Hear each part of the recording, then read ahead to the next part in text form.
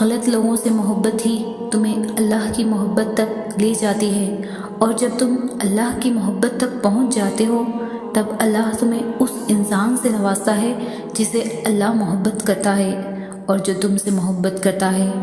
اللہ کی پسند تو کبھی بھی معمولی نہیں ہو سکتی۔ دنیا پر یقین نہیں کرتے کیونکہ دنیا نہیں جانتی، لیکن اللہ جانتا ہے کہ کون کہاں سے گزرا اور کس نے کتنا صبر کیا، کس کو کیا دینا ہے اور کتنا دینا ہے، یہ صرف اللہ طے کرتا ہے۔ پھر اس کی تقسیم پر کسی کو بھی اعتراض ہو سکتا ہے؟ اللہ نے جو تمہیں دینا ہے وہ دے گزرنا ہے۔ معجزے نہ ہوتے تو اللہ ہمیں پہلے ہی ہمارے نصیب کی حقیقت بتا دیتا تاکہ ہم اسے بدلنے کے لیے محنت نہ کریں، لیکن اللہ نے ایسا نہیں کیا، بلکہ اللہ نے تو ہمارے لیے خاص طور پر دعائیں بنائیں تاکہ ہم یہ سوچ کر کوشش کرتے رہیں کہ کبھی بھی کچھ بھی ہو سکتا ہے۔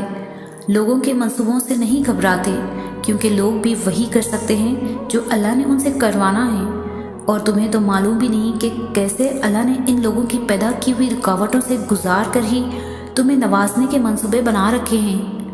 دنیا تمہارے اور اللہ کے درمیان کبھی بھی نہیں آ سکتی۔ اللہ جب ہمیں اس چیز سے آزماتا ہے جسے ہم کھونے کا سوچ بھی نہیں سکتے، تب وہ اپنی مدد بھی ان ذریعوں سے بھیجتا ہے جو ہمارے علم میں بھی نہیں ہوتی۔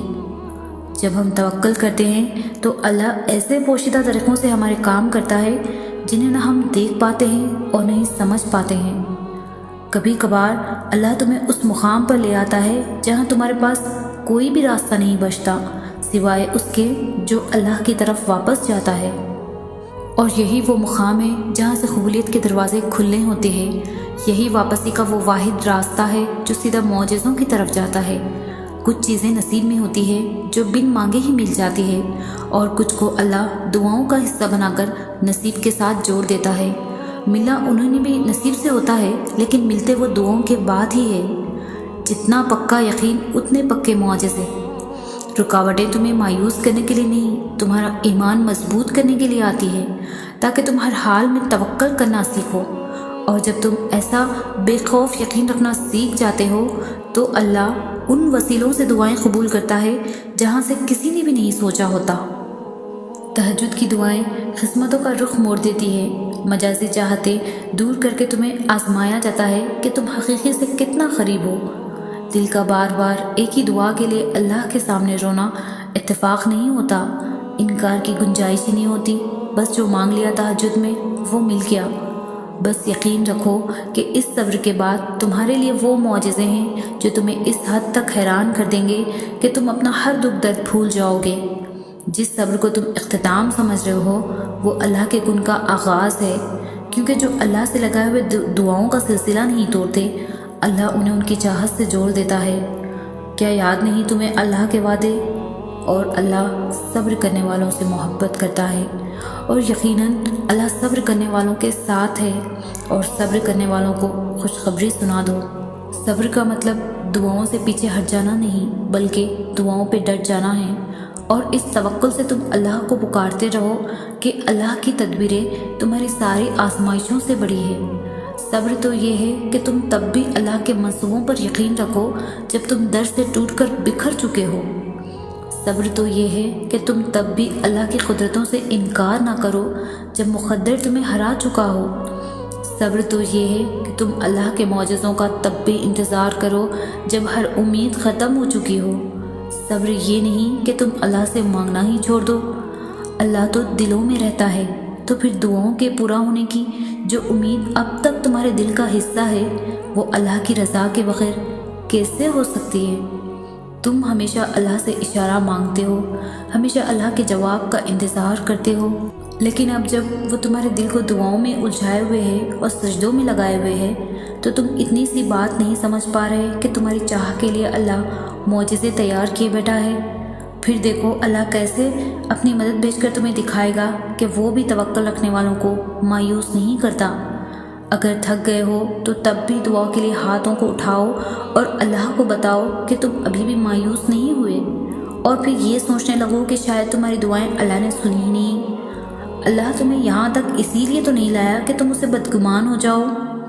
تمہیں صبر کرنا ہے اللہ کے کن کہنے تک، تمہیں توکل رکھنا ہے دعاؤں کے قبول ہونے تک۔ یہ تو ہم ہیں جو کبھی اس رشتے کو سمجھ ہی نہیں پائے، کبھی اللہ سے دل سے محبت کر کے نہیں دیکھے، ورنہ اللہ سے بھی بہتر کوئی دوست ہو سکتا ہے؟ کوئی ہے بھلا جو ہمارا اللہ جیسا رحیم ہو؟ کوئی ہے بھلا جو ہمارے اللہ کی طرح درگزر کرنے والا ہو؟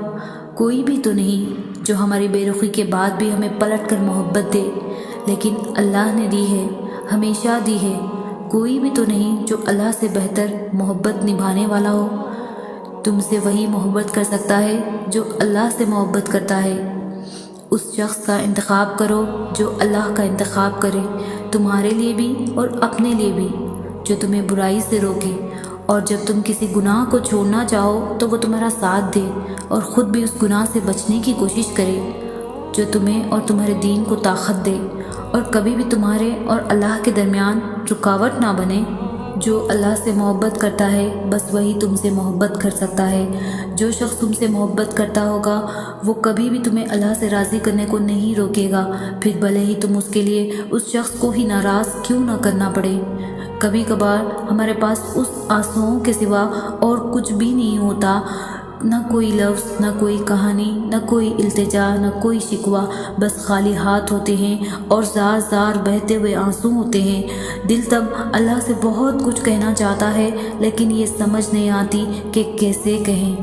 اتنی تڑپ ہوتی ہیں کہ اس تڑپ کے سامنے ہر دعا، ہر فریاد چھوٹی لگتی ہے، اور تب جی چاہتا ہے کہ بس اللہ یوں ہی سمجھ جائے، اللہ کو یوں ہی پتہ چل جائے کہ کتنی شدت ہمیں اس کے معجزوں کی ضرورت ہے، کتنی شدت سے ہمیں اس کی مدد کا انتظار ہے۔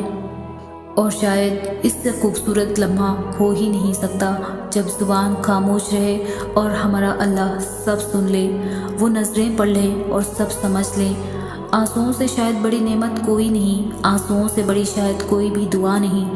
صحیح کہتے ہیں انسان پورے کا پورا اپنی آنکھوں میں چھپا ہوتا ہے، کیونکہ آنکھیں دل کا آئینہ ہوتی ہے، اور جن کے دلوں میں اللہ رہتا ہے ان کی آنکھیں بھی اتنی ہی پرکشش ہوتی ہے کہ وہ روتے ہوئے بھی ہنستی ہے، کیونکہ وہ اندر ہی اندر جانتی ہیں کہ اللہ نے سن لیا ہے، اللہ نے تھام لیا ہے، جو کوئی سمجھ نہ سکے وہ اللہ نے سمجھ لیا ہے۔ انسان کا اللہ سے سب سے قریب ترین رشتہ آنسوؤں کا ہی تو ہوتا ہے۔ اگر آنسو نہ ہوتے تو شاید ہم اللہ کو کبھی اتنے قریب سے محسوس ہی نہیں کر پاتے۔